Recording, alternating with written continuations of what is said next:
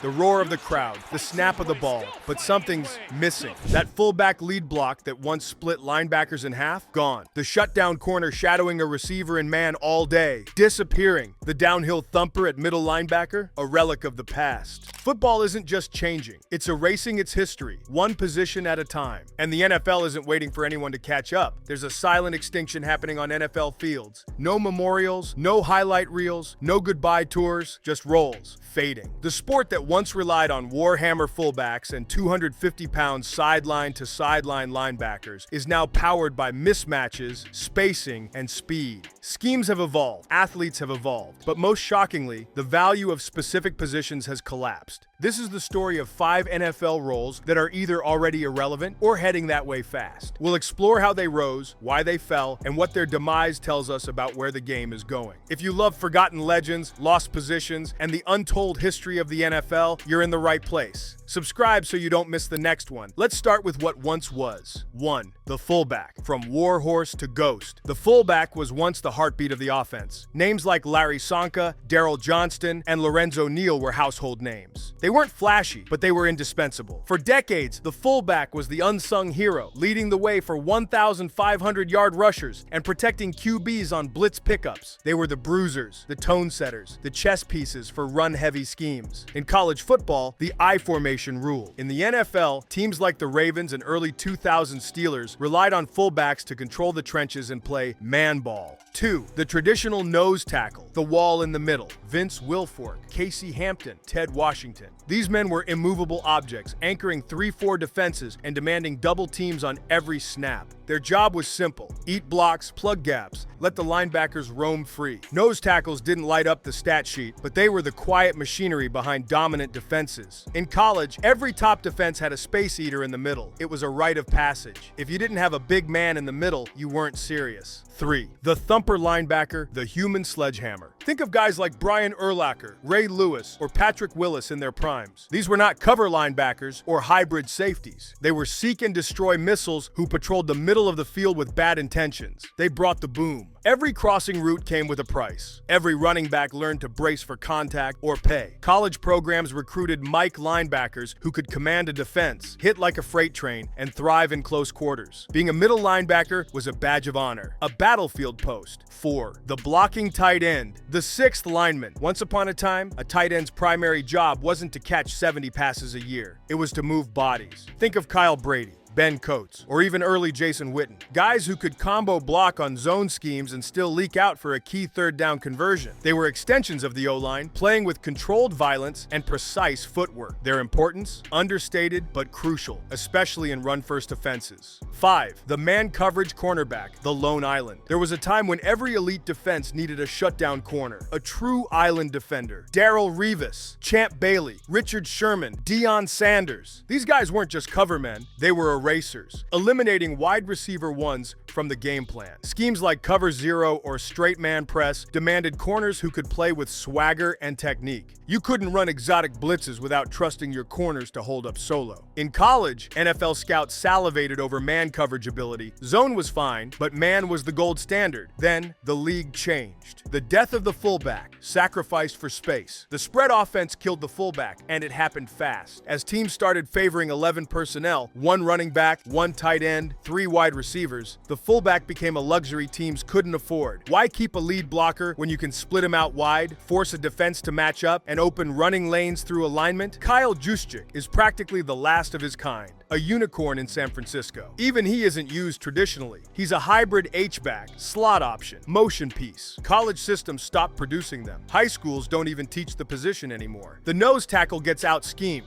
Defensive coordinators no longer want a 2-down run stuffer who can't rush the passer. As the NFL leaned into RPOs, quick throws, and shotgun-heavy formations, nose tackles became liabilities. If you can't generate pressure, you don't play. Even someone as dominant as Jordan Davis had to adapt or get phased out. Smaller, quicker interior linemen like Aaron Donald redefined the prototype. Suddenly being 340 pounds wasn't an advantage, it was an anchor. Linebackers, from hammers to hybrids. Middle linebackers are now smaller, faster, and cover-focused. The modern NFL attacks the second level with slot receivers, athletic tight ends, and shifty backs in space. That means the classic downhill thumper is too slow, too rigid, too much of a mismatch liability. Guys like Leighton Vander Esch or Zach Cunningham, they're struggling to stay on rosters despite producing just a few years ago. Meanwhile, hybrid types like Fred Warner and Jeremiah Owusu-Koramoah are thriving, blocking tight ends, phased out by mismatches. Tight ends now need to threaten the seam, not the edge. Defenses have evolved to stop the run with lighter boxes, so blocking tight ends aren't seen as essential.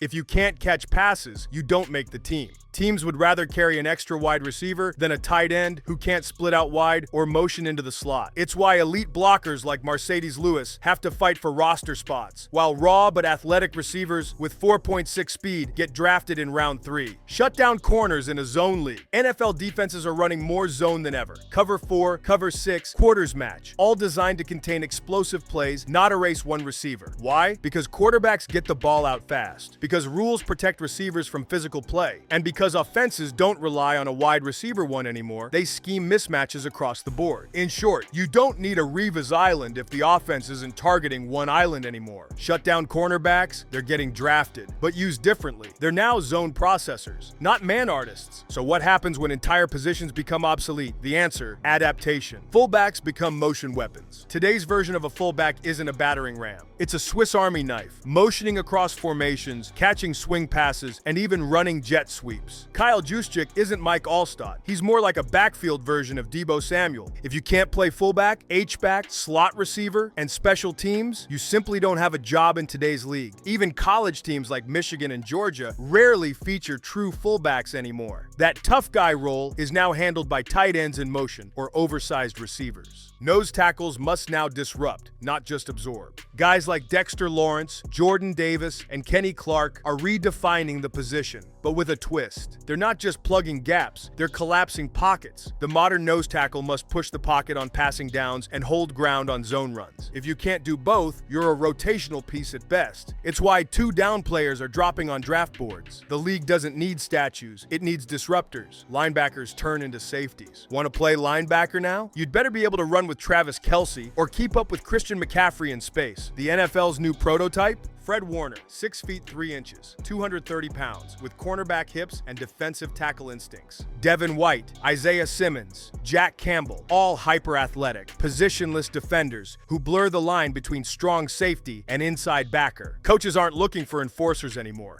They're looking for erasers, players who can neutralize the mismatch game that offenses now rely on. Blocking tight ends must be able to catch or go home. Even George Kittle, the best blocking tight end in the league, is also one of the most dangerous yards after catch threats in football. That's the price of admission now. Gone are the days of carrying a tight end who's just a 6th offensive lineman. Every roster spot is too valuable. If you're not a dual threat, you're a dinosaur. Corners evolve into pattern readers. Shutdown corners still exist, but their job description has changed. They're not living on an island anymore. They're running complex match zone systems, reading route combinations, and communicating like quarterbacks on defense. Think about players like Sauce Gardner, Patrick Surtain II, and Jair Alexander. Yes, they can press, but they also thrive in zone. They're expected to bait throws, jump routes, and understand offensive tendencies, not just stick to a receiver and follow him around all game. Modern defenses need versatility, not vanity. So what does it mean when positions fade away? Are we losing the soul of football, or are we watching it evolve into something smarter, something faster? The answer is both. Football has always been a reflection of the times, of technology, strategy, and player development. But when you lose the fullback, the thumper linebacker, the old school nose tackle, you lose a little bit of the grit, a little bit of the blood and mud, the parts of the game that made Sundays feel like war. Yet for every position that fades, another rises. The slot receiver is now the new wide receiver one. The hybrid safety linebacker is now the quarterback of the defense. Tight ends have become unicorns. Defensive lines are faster, leaner, and smarter. The game didn't die, it adapted. But make no mistake, entire archetypes are being erased in real time. The NFL doesn't wait, it evolves. And if you can't, you vanish, forgotten, until someone tells your story. But if you love the ones that built this league, the unsung, the erased, the almost forgotten, then this channel is for you. We tell the stories no one else is telling. The fullbacks, the old school corners, the war horses of the past. So if you're a diehard fan of football's lost legends and fading roles, hit that subscribe button and join us for the next chapter. Peace out.